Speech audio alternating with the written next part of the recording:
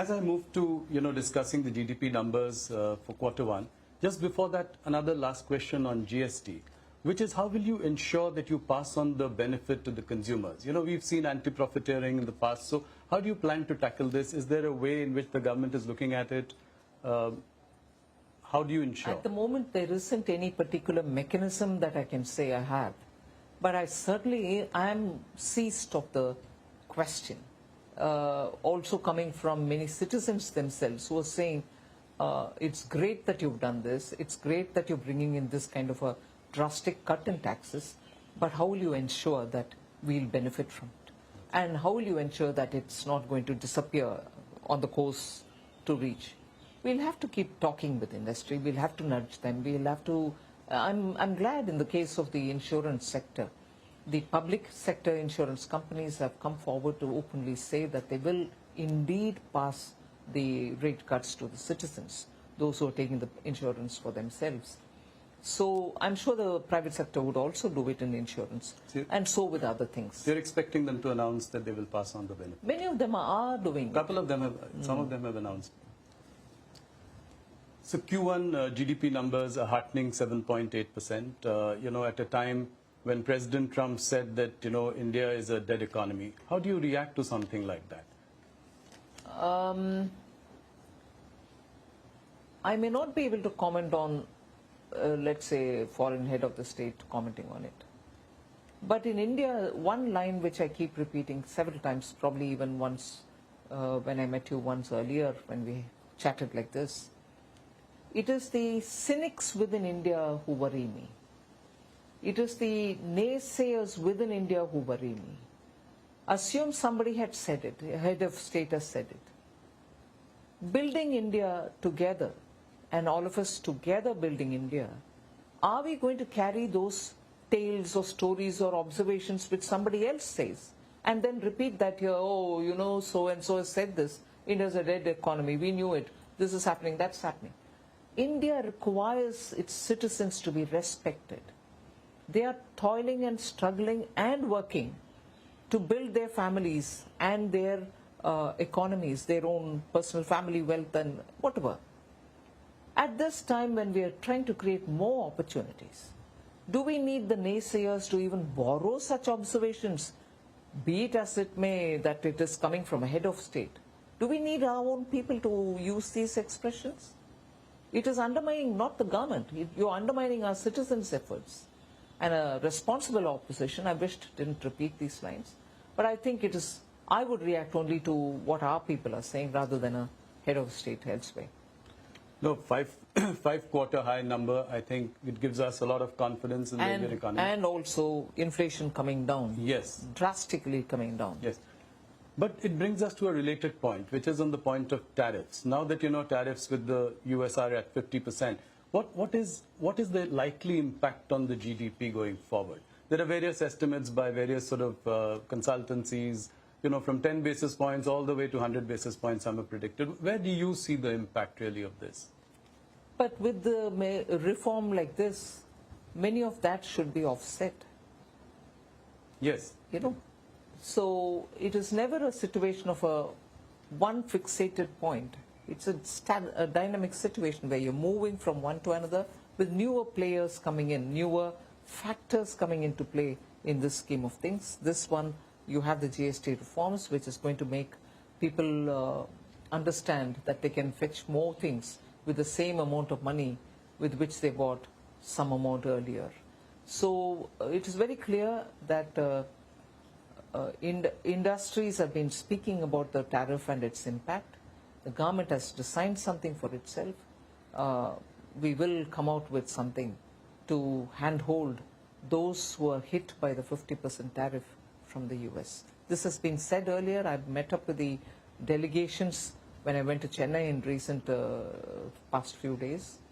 I have said this there and I will repeat it. Government is working.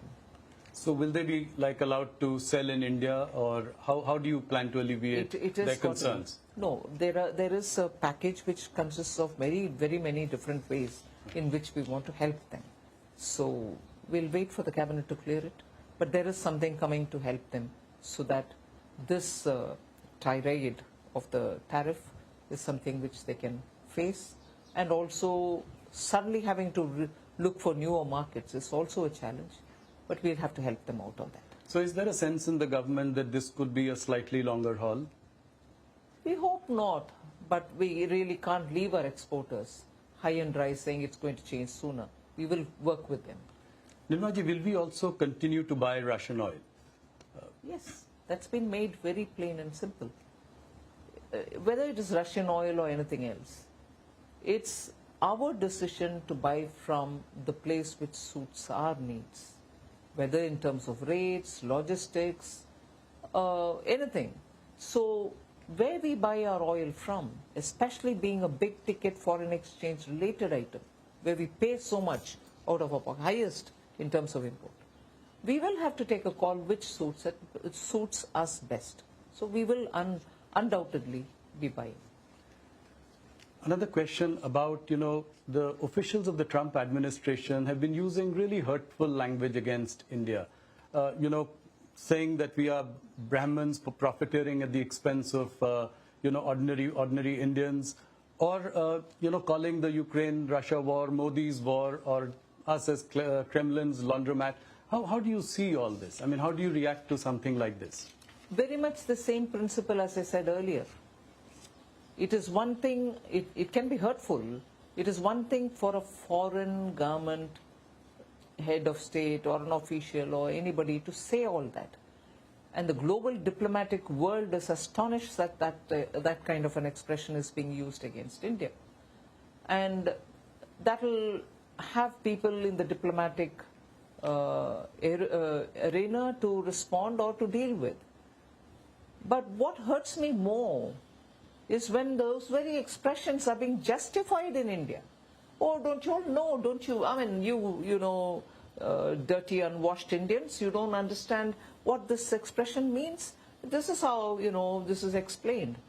Who wants these explanations from Indians? Who actually wants us to know better? And who are these people explaining to us, this expression is used in this context? Yes. I'm outraged by that. I don't want explanations to justify that. Whether I'm going to have to deal with them, stand up and challenge them or retort is a different story. Right. But Indians quoting those words and telling us, oh, you dirty Indians, you don't know this colonial justification of the language that is being used against Indians, against such countries which have come out of its colony and from its empire and stood up to build its own country with its own self-confidence. And even now when we are talking about Atmanirbhar, it's not just in terms of producing everything in your country.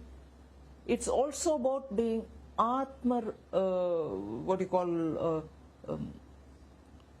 self-reliance. There is no self-respect. Self-respect. As much as you want everything produced in India for Atmanirbharta, you should have something of a self-respect. If somebody is saying, all of us in one voice should respond to it, rather than have a few of us justify it by saying, don't you all understand it? Are you a part of the imperialists? No. I'm outraged more by that. Yeah, the opposition picking up this and, making it their own narrative. And saying... Like dead economy was picked up by Congress, Rahul Gandhi to and say. even for this, Brahmins are being are the ones who are benefiting out of it. Oh, you Indians, us Boston Brahmins. Yes, Boston Brahmins. Oh, you Indians, you don't understand this Russian oil purchase is to help Brahmins to benefit of it, and you are being fooled. Exactly the same divide and rule principle which the British used here, which the imperialists used here. And even today you have the friends of the imperialists telling us, no, the expression Boston Brahmin is this and not that. Who damn cares? I'm sorry. Yeah. Who damn cares? I want Indians to think for ourselves. I want those Indians who are now defending that language to get up and say, we are free from you all. Now for over 75, 80 years, we'll mind our business, we'll take care of ourselves, refrain from using these words. Should have been that voice. That not being the voice, And upar se to teach us saying, don't you know the meaning of this expression? Outrageous. Today we've got to know Nirmala Sitharaman ko gussa kyun aata hai. Now, moving on to economy, any plans to liberalize FDI or FPI regulations further? I do not want to give a headline, but certainly we are looking at every aspect of reform. How do we, this is probably the right time to, assure foreign investors to invest in India. What are some of the steps that we should take that would, give them this confidence? I mean, this one was a big one in itself, but going forward. First thing I think our institutions such as Parliament should debate issues, should question government on the proposals, on the policies, on government's actions. That gives confidence to people saying India's democracy actually literally discusses these issues. Without that, the government can go about doing what is right for the public. But the institution of the Parliament is not being used for its prime purpose. Why is it important? It gives a feeling that both the opposition and the ruling parties are talking on issues. Instead of holding placards and standing in the House, if there is a meaningful discussion, it will convey a lot about the policy strength. That is one thing. Second, our regulatory institutions, and I've said this before, but I'll repeat it here. Regulatory institutions should not go to the extent of micromanaging. I want businesses to do their businesses. They have powerful boards which run them. And the regulator, in consultation with the stakeholders, should allow them to function, of course, keep a watch, and do a soft touch regulation. If regulators across the board, I'm not talking just of the finance domain regulators, all over, should have a open-minded approach, a soft touch approach, above all, not micromanage businesses. Private investment has been a topic of discussion. How do we revive animal spirits, for the private sector to invest? This has been a, discussion that we've been having over the course of many interviews, and you've been also exhorting the private sector. How do we get about? But I think, to be fair to them, they are moving in. Okay.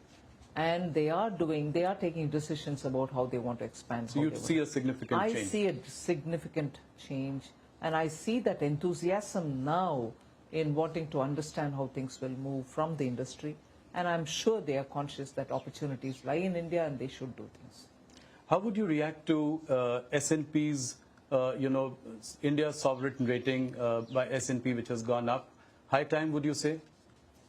Yes, and it is, I think, as a result of a lot of work done by the Department of Economic Affairs, the Chief Economic Advisor.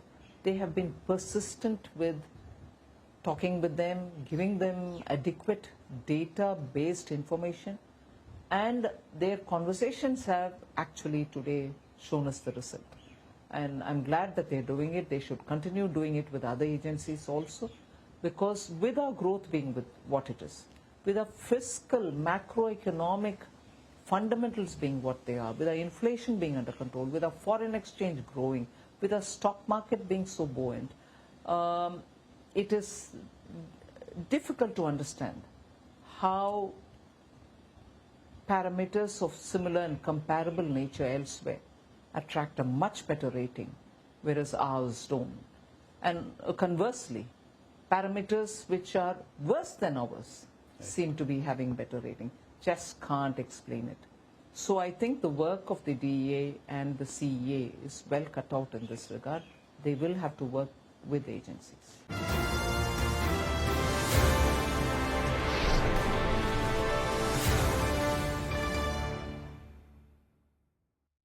You